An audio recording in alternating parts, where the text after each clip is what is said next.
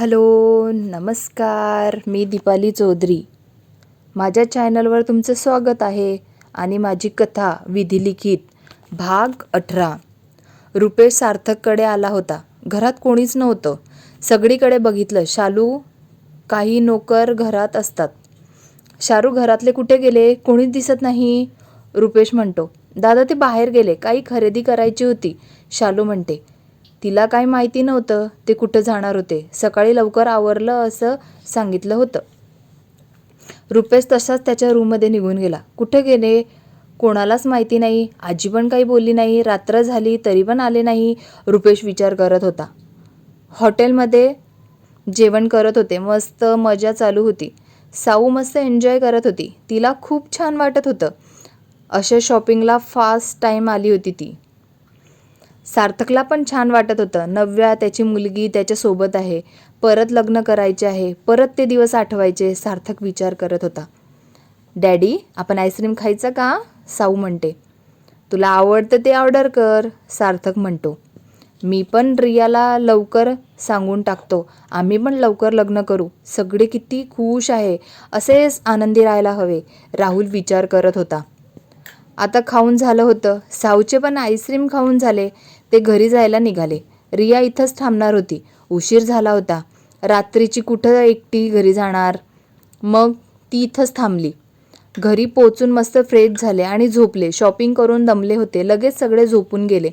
नव्या उठली. तिचे आवरले. नाश्त्याचे बघायला गेली. सगळे पण नाश्ता करायला आले होते. नव्याने योगिताला सगळं सांगितलं होतं. आज ते राहुल आणि रियाला धक्का देणार आहे. सार्थकला तर आधीच माहिती होतं. नाश्ता करत गप्पा करत होते. नव्या बोलायला आली. आई, आपण आता राहुलच्या लग्नाचे बघू. तुम्ही म्हणत होत्या ना, तुमच्या मैत्रिणीची मुलगी आहे, बघून घेऊ. आवडली तर त्यांचं पण लग्न करून टाकू. नव्या म्हणते. राहुल तर खूप जोरात ठसका लागतो. त्याला रिया पाणी देते. बाकीचे गालातल्या गालात हसत होते. वहिनी, काय घाई आहे? माझे लग्न करू आपण नंतर, राहुल म्हणतो. रियाला तर काहीच बोलता आलं नाही होतं. तिला पण खूप मोठा धक्का बसला होता. बघून घेऊया ना, खूप छान मुलगी आहे. आईने फोटो दाखवला होता. तुम्हाला पण आवडेल, नव्या म्हणते. मला पण वाटते राहुल, मुलगी बघून घ्यायला काय हरकत आहे. आताच लग्न कर असं थोडी म्हणत होता आहे. थोडं भेटा, तुमची ओळख होईल. तुला पण ती आवडेल, सार्थक म्हणतो. माझी खूप इच्छा आहे. तुझं लग्न लवकर व्हायला पाहिजे. माझा काय भरोसा नाही कधी देव बोलवतो, शारदा मावशी म्हणतात. काय असं म्हणते? तू कधी लवकर जाणार नाही, सार्थक म्हणतो. सकाळी मीच भेटलो आहे का? मला आता लग्न करायचं नाही आहे. आता मी तुझं काही ऐकणार नाही आहे. सार्थकचे झाले की तुझा नंबर लावणार आहे. तू बघायला तयार झाला नाही तर जबरदस्ती तुझे लग्न तिच्यासोबत लावून देईल. तू माझं ऐकणार नाही तर माझ्यासोबत बोलायचं पण नाही, योगिता म्हणतात. मला तिच्यासोबत लग्न करायचं नाही आहे. माझं एका मुलीवर प्रेम आहे, राहुल म्हणतो. मला कधी सांगणार होता? मी कधी मुलगी बघितल्या? तुला आधी सांगितलं नाही आलं का? तिचे नाव सांग. तिच्या आईबाबांसोबत बोलून घेऊ, योगिता म्हणतात. आता रिया विचार करायला लागली. राहुलला कोण आवडत असेल? ती कोण असेल? कोणावर प्रेम करत असेल हा? मला तर काहीच बोलला नाही. माझं काय होईल? मीच सांगून देऊ का मला राहुल आवडतो? रिया विचार करत होती. राहुल विचार करत होता. सांगू का? तिला काय वाटेल? आताच बोललो नाही तर कोणत्या पण मुलीसोबत माझं लग्न लावून देतील. राहुल, नाव सांगायला एवढा वेळ लागतो का? आता मला दुसरी सून हवी आहे. तू जिच्यावर प्रेम करतो तिचं नाव सांग, नाहीतर मला आवडली आहे तिच्यासोबत तुझं लग्न लावून देईल, योगिता म्हणतात. तिचे नाव रिया आहे. मला जेव्हापासून समजते तेव्हापासून मी तिच्यावर प्रेम करतो. तिच्या व्यतिरिक्त कोणत्याच मुलीकडे त्या नजरेने पाहिले नाही आहे. तिला सांगायची हिंमत माझ्यामध्ये नाही होती. पण मी दुसऱ्या मुलीसोबत पण लग्न करू शकत नाही, राहुल म्हणतो. रिया तर त्याच्याकडेच बघत होती. नव्या, सार्थक घरातले त्याला हसत होते. राहुल आणि रिया त्यांच्याकडे बघत होते. काय चाललं आहे? काही समजत नाही आहे. काय चालू आहे? मला पण सांगा. कोणाचं लग्न? तुम्ही हसत का आहे? कीर्ती, ये ना. काल आम्ही किती मस्त शॉपिंग केली. तुला नेमकं कॉलेजच्या कामासाठी बाहेर जावं लागलं, नव्या म्हणते. वहिनी, मी शॉपिंग केली ना, आता मला काही घ्यायचं नाही होतं. मजा काय केली आहे, राहुल दादूचे लग्न, खूप मजा येणार, मी फुल एन्जॉय करणार आहे. मॉम, तुझी ती मैत्रीण होती, तिची मुलगी होती ना राहुल दादाला, ती आवडली का? कीर्ती म्हणते. तिने सगळं ऐकलं होतं, ती मुद्दाम करत होती, तिला पण मजा घ्यायची होती. कीर्ती, तुझं तोंड बंद कर, नाहीतर तुला मी खूप मारेल, राहुल म्हणतो. तुला काय झालं? मॉम बोलली होती म्हणून मी बोलले, कीर्ती म्हणते. आले मी फ्रेश होऊन. मॉम, राहुल दादूसाठी मुलगी बघितली आहे ना, तू खूप सुंदर आहे, दादूला लगेच आवडेल, कीर्ती म्हणते. कीर्ती, तू जाते का? डोक्यात जाऊ नको, जा फ्रेश होऊन ये, राहुल वैतागत म्हणतो. बाकीचे हसत असतात. राहुल, मेरीला कॉल केला, आज शेड्यूल बघायला सांग, मीटिंग बघ, आपल्याला एक दुसरं काम पण आहे, ते पण झालं पाहिजे, सार्थक म्हणतो. साऊ, लवकर आवर, स्कूलला जायचे आहे ना, नाश्ता संपव लवकर, नव्या म्हणते.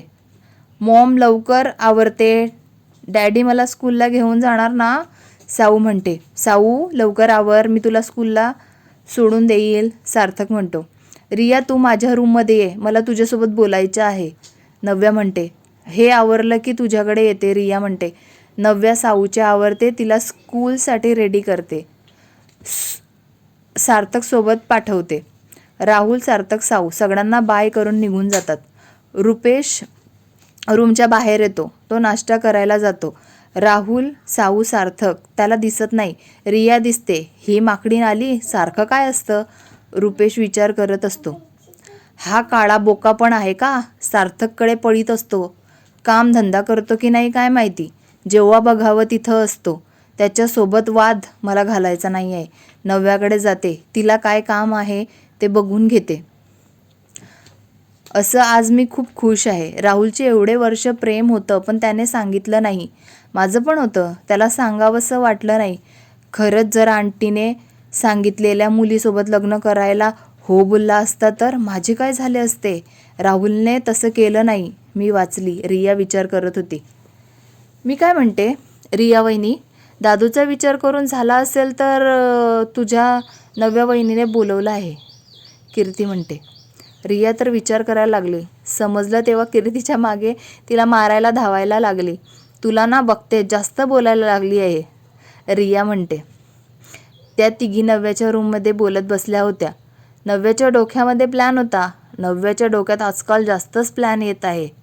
ती रियाला आणि कार्तिकला सांगत होती. त्यांना पण खूप आवडला होता. कीर्तीची मैत्रीण होती, ती सगळं करून देणार होती. तिला कॉल करून झाले होते. बाकी पण त्यांचे खूप काही ठरलं होतं. कीर्ती निघून गेली. तिला योगिताने काहीतरी काम सांगितले होते. रिया नव्याजवळ गेली. नव्या एक फटका मारला. तुला माहिती होतं ना माझं राहुलवर प्रेम आहे.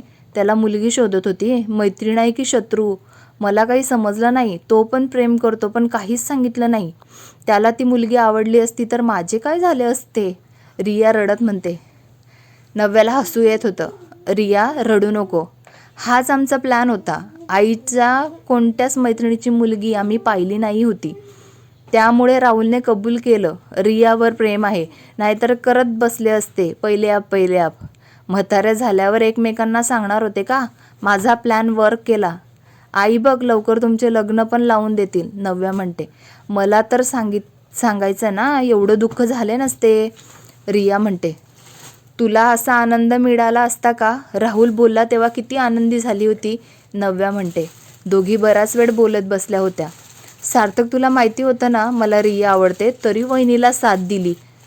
तू खूप मारावे असे मला मन करत आहे.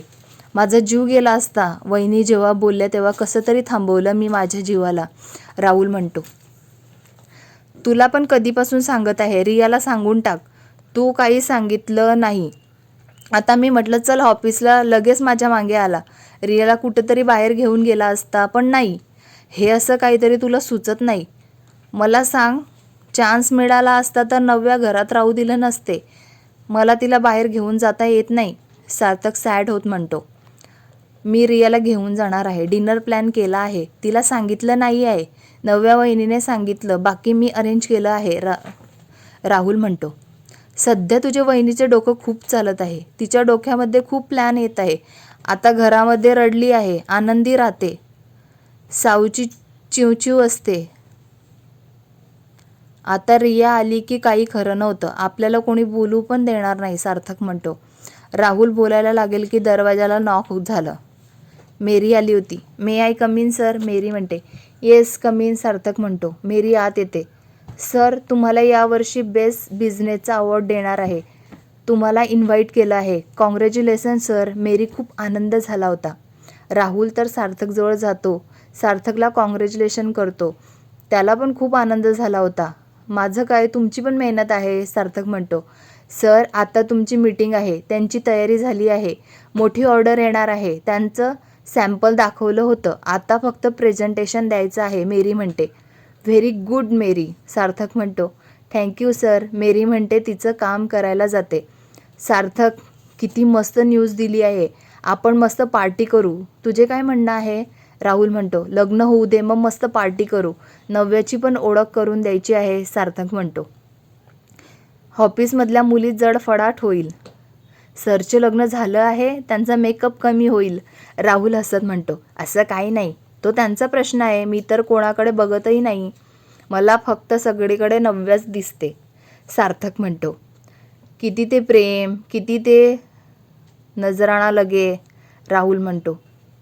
तू कर रियावर तसे प्रेम, तुला पण झाले आहे ना, मग काय बोलत आहे, सार्थक म्हणतो. हो, झाले आहे. रियाचा चेहरा आठवत राहुल म्हणतो. चला मीटिंगचे बघून घेऊ. साऊला पण आणायचे आहे, सार्थक म्हणतो. राहुल आणि सार्थक मीटिंगसाठी जातात. काय चालू आहे, काहीच समजत नाही आहे. कोणीच काही सांगत नाही आहे. आजीला पण माहिती नसेल का घरामध्ये काय चालू आहे. ही मांजर काय करत आहे. नव्याच्या रूममध्ये काय फुसूर फुसूर चालू आहे. कीर्ती कितीदा आली आणि गेली. काय जमा करत आहे. कोणाला विचारू, ते मला सांगतील. रुपेश विचार करत होता. रुपेश, आज काही काम नाही आहे का. ऑफिसला गेला नाही का. तुला बरं वाटत नाही आहे का. शारदा मावशी काळजीने रुपेशला विचारतात. काय ऑफिसला जाऊ, ऑफिस बंद करण्याची वेळ आली आहे. वर्कर भेटत नाही आहे. मनासारखं काम होत नाही आहे, राहुल मनात म्हणतो. शारदा मावशी परत हाक मारतात. तेव्हा राहुल भानावर येतो. काही काम नाही होतं म्हणून ऑफिसला गेलो नाही, रुपेश म्हणतो. अगं शारदा मावशी काही विचारत नाही. योगिता त्या गप्पा मारत बसतात. सार्थक आणि साऊ राहुल घरी येतात. सार्थक आणि राहुल खूप आनंदी दिसत होते. साऊ फ्रेश होण्यासाठी रूममध्ये गेली. नव्या तिथंच होती. साऊला लगेच फ्रेश करून दिले. रूम बाहेर आली. किचनमध्ये गेली. सार्थक आणि राहुल साठी कॉफी करायला. कथा आवडली असेल तर लाईक करा, शेअर करा, कमेंट्स करा. पुढील भाग ऐकण्यासाठी सबस्क्राईब करा. मला सपोर्ट करा. धन्यवाद.